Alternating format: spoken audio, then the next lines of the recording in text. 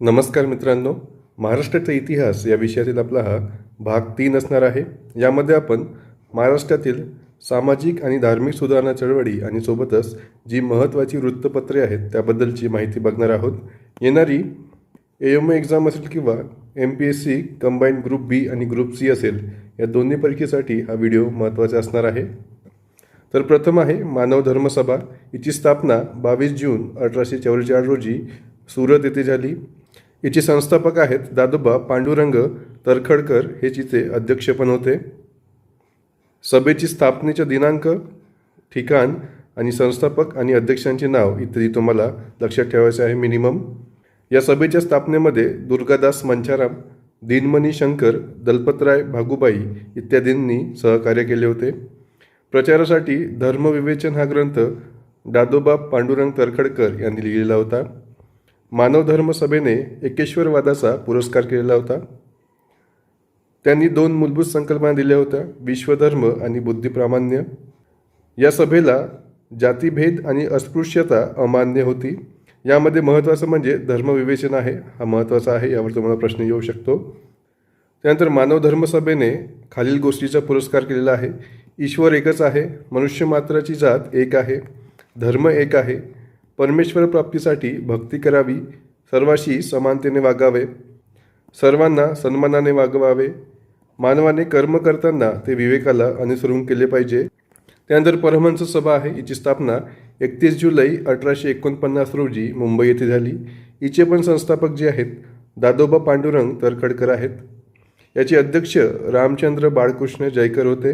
हा महत्त्वाचा पॉईंट आहे इथे. संस्था, त्याची स्थापनेचा दिनांक, ठिकाण, संस्थापक आणि अध्यक्ष एवढी तरी तुम्ही बाब लक्षात ठेवायला पाहिजे. परमहंस सभेवर ख्रिश्चन धर्माचा प्रभाव होता आणि सभेचे कार्य गुप्तपणे चालत असे. सभेला मार्गदर्शनासाठी परमहंसिक ब्राह्मधर्म हा काव्यग्रंथ दादोबा तरखडकर यांनी लिहिला होता. याआधीच आपण सभेमध्ये बघितलं की यामध्ये धर्मविवेचन हा ग्रंथ लिहिला होता मानव धर्म सभेमध्ये, आणि परमहंस सभेमध्ये त्यांनी परमहंसिक ब्राह्मधर्म हा ग्रंथ लिहिला होता. तर हा फरक इथे लक्षात ठेवायचा आहे.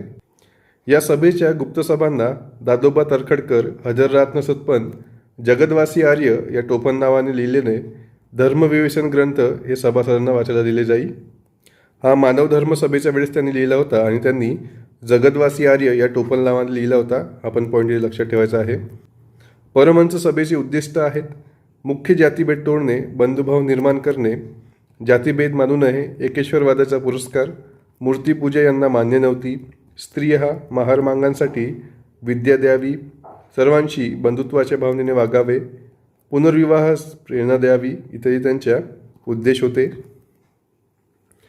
त्यानंतर प्रार्थना समाज आहे. हिची स्थापना 31 मार्च 1867 रोजी झाली.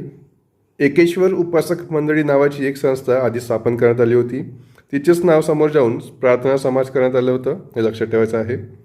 हिची पहिली सभा आत्माराम तरखडकरांच्या घरी भरलेली होती. भागवत धर्माचा हे वारसा चालवत होते. या सभेसाठी स्थापनेची प्रेरणा केशवचंद्र सेन यांच्याकडून घेण्यात आली होती. या सभेचे जे संस्थापक आहेत ते आत्माराम तरखडकर आहेत, दादोबा पांडुरंग तरखडकर आहेत, भास्कर पांडुरंग तरखडकर आहेत. हे तिघही भाऊ आहेत, हे लक्षात ठेवायचं आहे. परमहंस सभा आणि जी मानवधर्म सभा आहे ती दोन्ही दादोबा पांडुरंग तरखडकर यांनी काढली होती, परंतु प्रार्थना समाज जी आहे ती आत्माराम तरखडकर यांनी काढली होती. हा फरक इथे लक्षात ठेवायचा आहे. यासाठी एक तुम्ही ट्रिक लक्षात ठेवू शकता. प्रार्थना केल्याने आत्म्याला तृप्ती भेटते, असं तुम्ही हे वाक्य लक्षात ठेवू शकता. म्हणजेच प्रार्थना समाज हे आत्माराम पांडुरंग तरखडकर यांनी काढलं आहे. प्रार्थना केल्याने आत्म्याला तृप्ती भेटते, हे वाक्य लक्षात ठेवायचं आहे. या सभेचं घोषवाक्य आहे love of the God in the service of man. Subodh पत्रिका प्रार्थना समाजाचे मुखपत्र होते. समाजाचे ग्रंथ आहेत प्रार्थना संगीत, प्रार्थना समाजाचा इतिहास. प्रार्थना समाजाने धार्मिक सुधारणापेक्षा सामाजिक सुधारणावर अधिक भर दिला आहे. त्यांची काही तत्वे होती: परमेश्वर एक आहे व तो सर्व विश्वाचा निर्माता आहे. मूर्तीपूजा व कर्मकांड अमान्य होती. परमेश्वर अवतार घेत नाही. परमेश्वराने कोणतेही ग्रंथ लिहिले नाही. सत्य, सदाचार, भक्ती परमेश्वराच्या उपासनेचे मार्ग आहेत इत्यादी त्यांचे तत्व होते. त्यानंतर सत्यशोधक समाज आहे, याची स्थापना 24 सप्टेंबर 1873मध्ये पुणे येथे झाली आणि संस्थापक जे आहेत ते महात्मा ज्योतिबा फुले आहेत सत्यशोधक समाजाचे. याचे मूळ उद्दिष्ट होते बहुजन समाजास धार्मिक व सामाजिक गुलामगिरीतून मुक्त करणे, म्हणजेच ब्राह्मणी वृत्तीतून मुक्त करण्यासाठी ज्योतिबा फुले यांनी सत्यशोधक समाजाची स्थापना केली होती. सत्यशोधक समाज हा मानवता, बुद्धिप्रामाण्य, व्यक्तिस्वातंत्र्य या प्रमुख तत्वांवर आधारलेला होता. विश्राम रामजी घोले हे सत्यशोधक समाजाचे अध्यक्ष होते. हा पॉईंट लक्षात ठेवायचा आहे. सत्यशोधक समाजाच्या अधिवेशनाची सुरुवात 1911 पासून झाली आणि त्याचे अध्यक्ष रामय्या व्यंकय्या अय्यावरू हे होते. सत्यशोधक समाजाच्या प्रचारासाठी कृष्णराव भालेकर यांनी 1877मध्ये दीनबंधू साप्ताहिक म्हणजेच मुखपत्र चालवली आहे. हा महत्त्वाचा पॉईंट आहे इथे. आणि तानुबाई बिर्जे, ज्या आपण मागच्या भागमध्ये बघितलं आहे महिला समाजसुधारकमध्ये, त्या महाराष्ट्रातील पहिल्या दलित स्त्री संपादक झाल्या. हे दोन्ही पॉईंट इथे महत्त्वाचे आहेत. त्यानंतर हा इथे पॉईंट महत्त्वाचा आहे. सत्यशोधक समाजाच्या पद्धतीने पहिला विवाह हा सीताराम अल्लाट आणि राधाबाई निमकर यांच्यामध्ये झाला होता. मुस्लिम सत्यशोधक समाजाची स्थापना हमीद दलवाई यांनी केली होती. सत्यशोधक चळवळ आणि शाहू महाराज, महात्मा फुले व त्यांच्या सत्यशोधक चळवळीचा विचार महाराष्ट्रात पोचवण्याचे काम शाहू महाराजांनी केले आहे. 11 जानेवारी 1911 रोजी कोल्हापुरात परशुराम घोसरवाडकर यांच्या अध्यक्षतेखाली समाजाचे कार्य सुरू केले.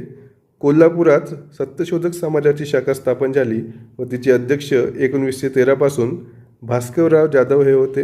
हा पण पॉईंट महत्त्वाचा आहे. त्यानंतर आर्य समाज आहे, याची स्थापना स्वामी दयानंद सरस्वती यांनी केली आहे. त्यांचा संदेश होता वेदांकडे चला. त्यांचा जन्म 20 सप्टेंबर 1824मध्ये गुजरात राज्यातील मोरबी या गावी झाला. त्यांचे संपूर्ण नाव मूळशंकर करसनदास तिवारी होते. यावर प्रश्न आला आहे. मूळशंकर तिवारी हे नाव लक्षात ठेवायचं आहे. स्वामीजींची पुस्तके आहेत. सत्यार्थ प्रकाश हा महत्त्वाचा पुस्तक आहे. वेदभाष्य आणि भूमिका. आर्य समाजाची स्थापना 10 एप्रिल 1875मध्ये मुंबई येथे झाली. लोकहितवादी म्हणजेच गोपाळ हरी देशमुख जे आहेत काही काळ मुंबई आर्य समाजाचे अध्यक्ष होते. लाला हंसराज यांनी दयानंद अँग्लो वेदिक कॉलेजची स्थापना केली आहे इंग्रजी शिक्षण देण्यासाठी. हा पण महत्त्वाचा पॉईंट आहे. त्यानंतर आर्य समाजाची तत्वे आहेत. परमेश्वर दयाळू, सर्वसाक्षी, अनादी अनंत निराकार आहे. तोच सर्व विश्वाचा निर्माता आहे. परमेश्वर सत्यज्ञानाचे मूळ आहे. आदी अंतही परमेश्वरच आहे. हे तत्वे पाहण्याचे कारण म्हणजे तुम्हाला एक्झाममध्ये येऊ शकते की खालीलपैकी दिलेल्या वाक्यांमधून कोणते आर्य समाजाचे तत्वे आहेत किंवा नाही, तर आपल्याला हे ओव्हरव्ह्यू करून हे लक्षात ठेवायचे आहेत. वेद हे ईश्वर निर्मित आहे. वेद हे सर्व ज्ञानाचे भंडार आहे. त्यानंतर ज्ञानप्रसारक सभा आहे, याची स्थापना 1 सप्टेंबर 1848मध्ये मुंबई येथे झाली. एल्फिस्टन विद्यालयातील काही विद्यार्थ्यांनी एकत्र येऊन ज्ञानप्रसारक सभेची स्थापना केली होती. एल्फिस्टन कॉलेज जे आहे ते नाना शंकर सेठ यांच्या सहकार्याने स्थापन झाले होते. आपण मागच्या व्हिडिओमध्ये बघितलं होतं. या सभेसाठी मराठी विभागाचे अध्यक्ष हे दादूबा पांडुरंग तरखडकर होते आणि गुजरात विभागाचे अध्यक्ष दादाभाई नवरोजी होते. याचे उद्दिष्ट होते आपल्या देश बांधवांना ज्ञानाचा प्रसार करणे आणि सामाजिक जागृती घडवून आणणे. त्यानंतर महाराष्ट्रात ख्रिश्चन धर्माचा प्रसार करणाऱ्या संस्था आहेत. चर्च मिशनरी सोसायटी आहे, स्कॉटिश मिशनरी सोसायटी आहे. हिंदू मुलींसाठी पहिली शाळा 1819 साली अमेरिकन मिशनऱ्यांनी कलकत्ता येथे काढली आहे. हा पण महत्त्वाचा पॉईंट आहे. त्यानंतर शिक्षणविषयक आयोग आणि समित्या आहेत. ह्या संपूर्ण भारतीय समित्या आहेत, परंतु आपल्याला यावर एक अर्धा प्रश्न येऊ शकतो. पहिला आहे 1854मध्ये वुड्सचा अहवाल प्रसिद्ध करण्यात आला होता. यालाच भारतीय शिक्षणाचा मॅग्ना कार्टा असे म्हणतात. यामध्ये प्राथमिक स्तर, माध्यमिक स्तर आणि उच्च स्तर अशा 3 स्तराचा यामध्ये अभ्यास करण्यात आला होता. त्यानंतर 1882चा हंटर आयोग आहे. आपण महाराष्ट्रातील समाजसुधारक बघताना महात्मा फुले आणि पंडिता रमाबाई यांनी हंटर आयोगासमोर साक्ष दिली होती हे बघितलं होतं. तर तोच हा हंटर आयोग आहे. त्यामुळे हा महत्त्वाचा असणार आहे आपल्याला. या आयोगाचे कार्यक्षेत्र प्राथमिक आणि माध्यमिक शिक्षण होते. त्यानंतर 1902चा थॉमस रॅले आयोग आहे. विद्यापीठ स्तरासाठी शिफारसी या आयोगाने केल्या होत्या. 1917चा सँडलर आयोग आहे. कलकत्ता विद्यापीठाच्या समस्यांचा अभ्यास करून त्यावर अहवाल देण्यासाठी या आयोगाची स्थापना करण्यात आली होती. त्यानंतर 1929चा हर्टॉग आयोग आहे. या समितीने प्राथमिक, माध्यमिक आणि विद्यापीठीय स्तरावरील शिक्षणातील दोष दाखवून दिले होते. त्यानंतर 1947 नंतरचे इंडिपेंडन्स नंतरचे आयोग आहेत, हे महत्त्वाचे आहेत.